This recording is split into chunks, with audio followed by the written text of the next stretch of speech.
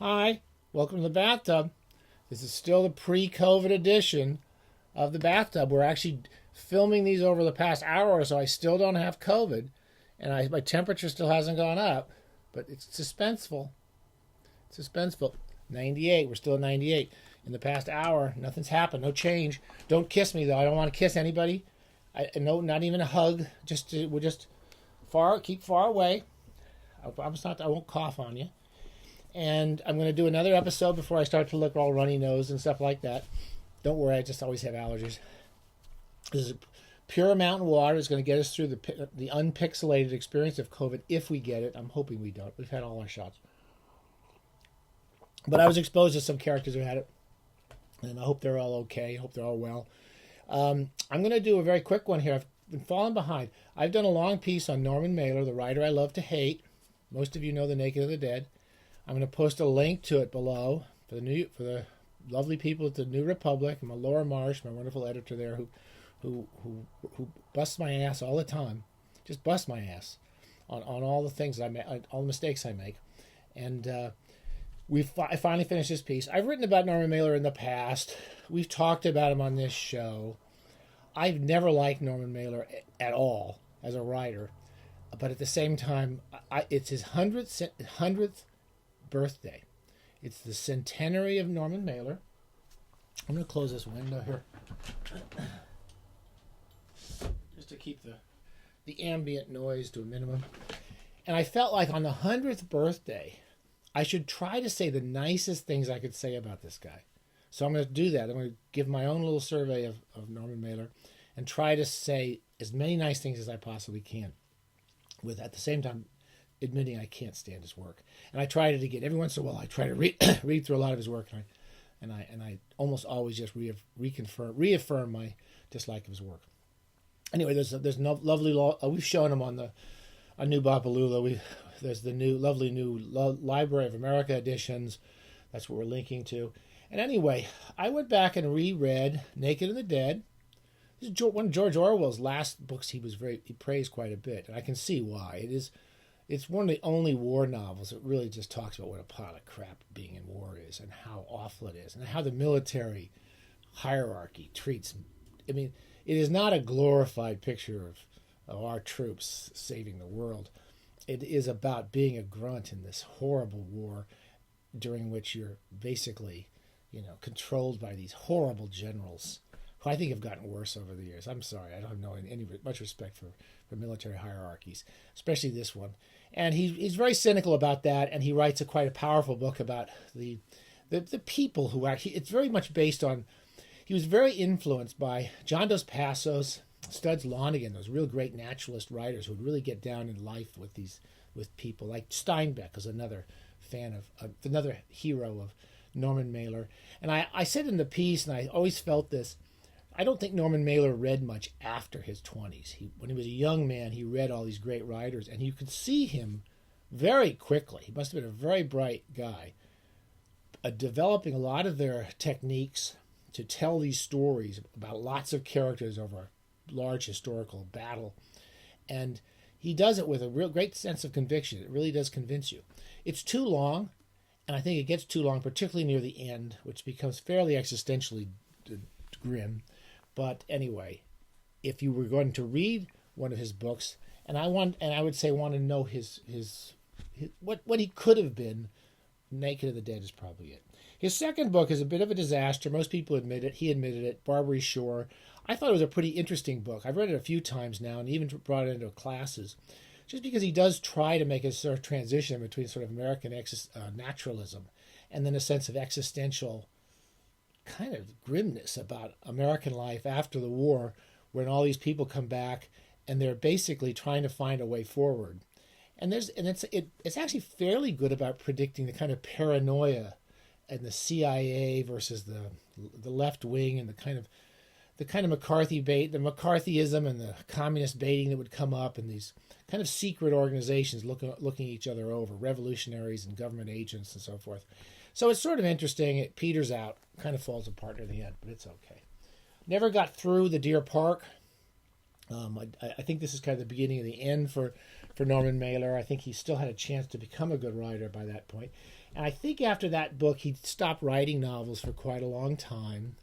He started writing lots of journalism, lots of political journalism, and lots of stuff about hipsters. Like he was very famous for an essay called The White Negro.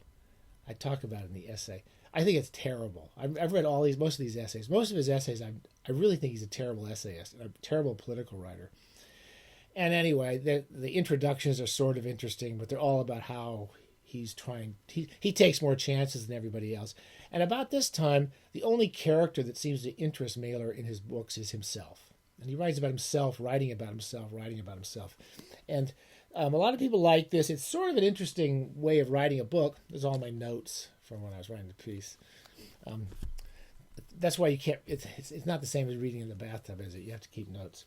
So anyway, he wrote that, and I can sort of live with that. It has some good stories in it. I have to say, he was still writing some good stories about his experiences in the war. It was kind of the one real experience he had as a young man that he could write about. And after that, his only real experience was being a writer.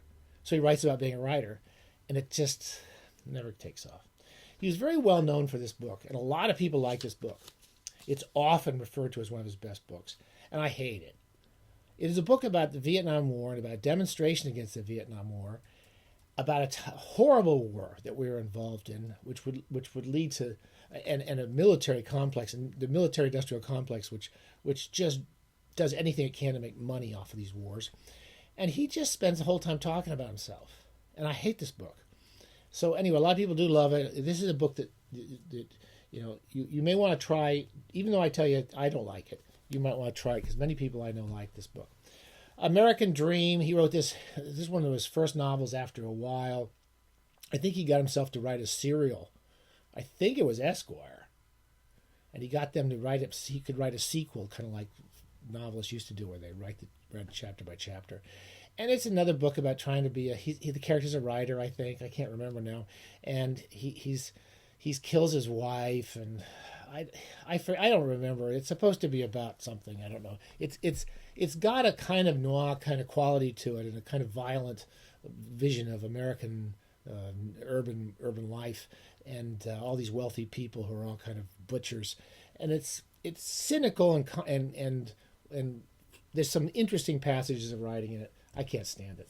I've never liked his journalism. I always felt he just never really told the story that he was out to report about. He tended to write about himself. If you really want to have a good laugh, and I can't laugh much at Mailer. There's my dog barking. Prisoner of Sex. I mean, he wrote about sex. He didn't have any ideas as far as I'm concerned. He just didn't have anything to talk about. Anyway, so there's all these books. If you really want to hate him, I think this book on Marilyn Monroe. I got to get my dog. Hey, Lucky, come here. Come here. Stop it. Stop now. Come in here.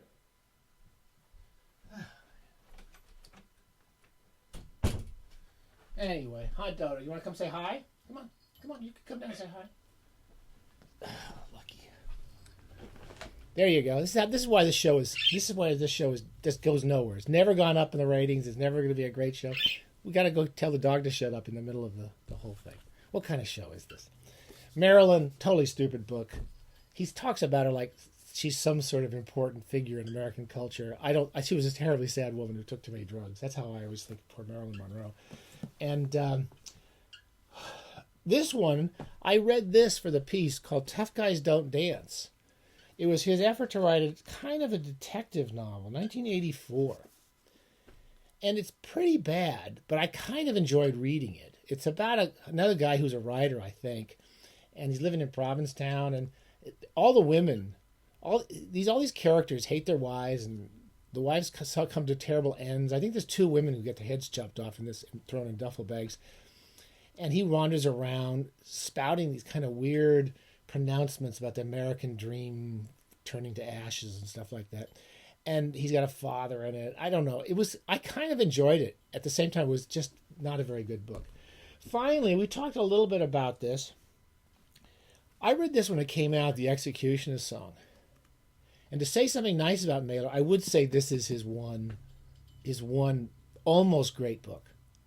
the first half of the execution is long. It's about Gary Gilmore, a young guy who spent most of his life in prison, who got out and was drinking too much. I think he was taking drugs as well, and got involved with some young woman. And he was an incredibly unhappy kid, never really had a chance in his life, spent most of his life in prison. Mailer has a sympathy for this guy. And Gilmore was the guy who killed a couple people for no reason whatsoever. Just shot him during robberies. He didn't need to kill him. And he ended up in prison. And again, at this time, it was in Utah, I believe.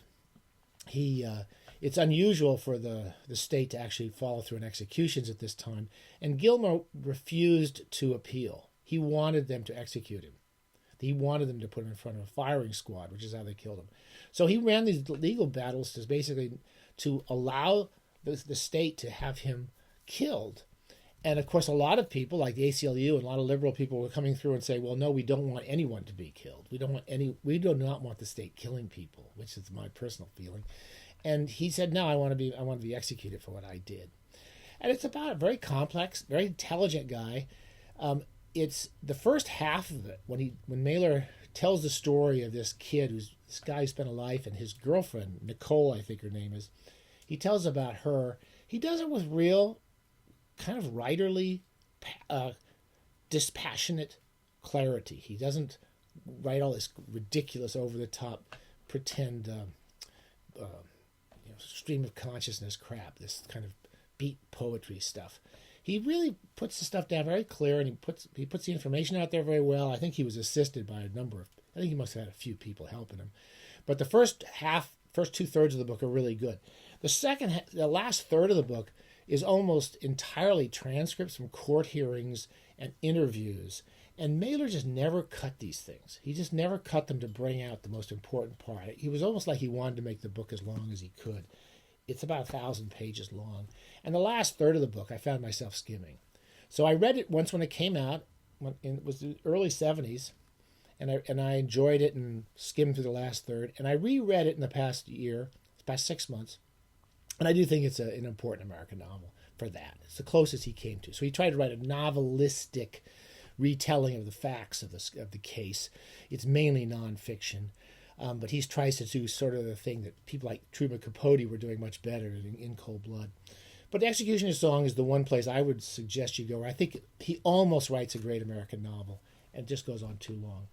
Okay, and then finally, I found this kind of interesting. The Gospel According to the Son. He came from a Jewish family. And he wrote a thing about Jesus and the last days of Jesus. And I got about halfway through it. I found it like kind of interesting that he tried that. It still didn't get me become a Norman Mailer fan. So anyway, that's the best I can say for Norman Mailer. Happy 100th birthday, guy. I never liked your work very much, and I think you kind of wasted your talent. But at the same time, he never stopped writing. He spent his whole life trying to write these big books. My God, here's one. Ancient Evenings. It's another. And then Harlot's Ghost. I read 40, 50 pages of each of them and just couldn't get any further than 40, 50 pages. So good luck to anyone who read all 800, 900 pages of those two books. Happy bathing. Stay safe. Let me just check. Should we check before I go? This will be my last one, and I probably won't be doing this for a while. Just in case you're waiting. Have to wait a little bit. My oxygen's okay. What else is happening here? It's pretty suspenseful, isn't it? Do I have a temperature?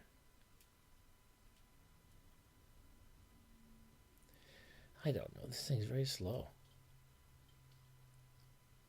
Okay, I'll let you know when 98. So we still don't have a temperature. Stay safe, happy bathing, and if you do get sick, it's a good excuse for a nice hot bath.